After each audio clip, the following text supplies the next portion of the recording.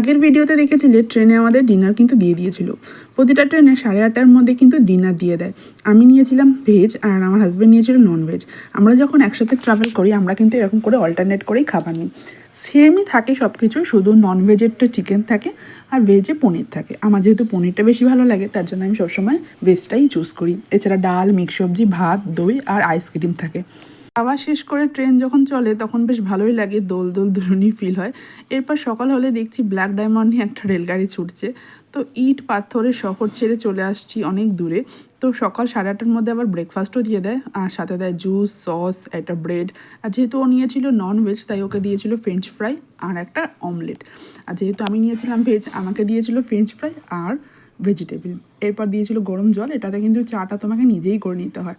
দুরন্ততে সফর কিন্তু আমার বেশ মজার লেগেছে আর খুবই ভালো লেগেছে, সিটগুলো কমফোর্টেবল ছিল।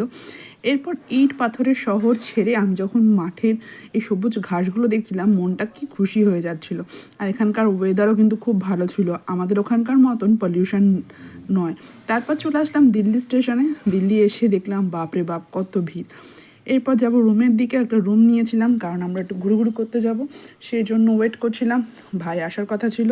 চলো নেক্সট ভিডিওতে দেখা হবে।